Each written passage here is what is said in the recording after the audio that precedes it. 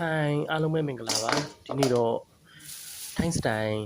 ကြက်ချီတောက်တူလီတုတ်စားပါမယ်ဇီးရဝယ်လာတဲ့ကြက်ချီတောက်ကိုရေးဆေးပါမယ်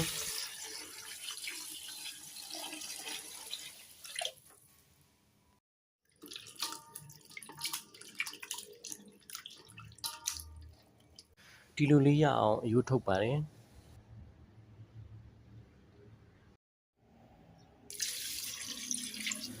ပြီးရင်တော့ရေလေးထည့်ပြီးတော့ပြုတ်ပါပြီကြက်ချီတောက်လေးကိုနူးတဲ့အထိပြုတ်ပါမယ်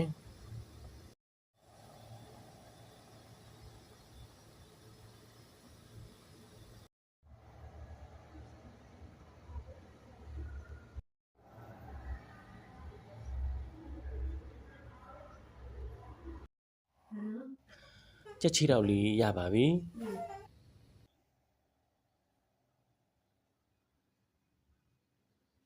ခရမ်းညင်သီးတစ်လုံးကြက်သွန်ဖြူတူတံမြာသီးတစ်လုံးနဲ့နန်းနန်းမြင့်ကြက်သွန်မိတ်အနှဲငယ်ငြူသီးထောင်းပြင်ထားပါတယ်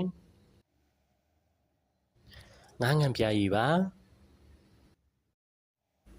နေဘဲလော်လေးပါဒါလေးကတော့တကြားပါ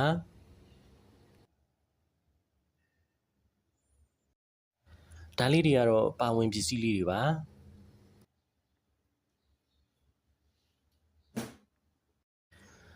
တုတ်ပါတော့မယ်ငံပြားရည်ထည့်ပါမယ်ငရုတ်သီးကြက်သွန်ခရမ်းညင်သီးနန်းနန်းပင်ကြက်သွန်မိတ်အနှဲငယ်ထည့်ပါမယ်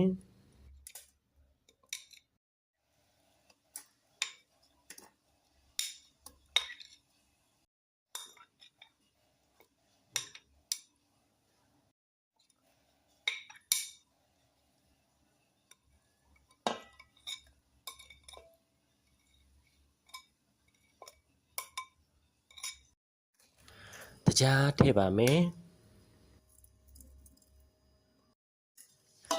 အားလုံးထည့်ပြီးမှုတမအောင်မှွေပါမယ်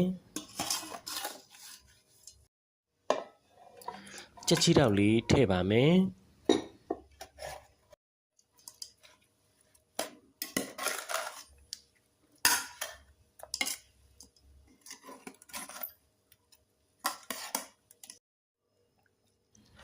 တံမြာသီးလေးညှစ်ထည့်ပါမယ်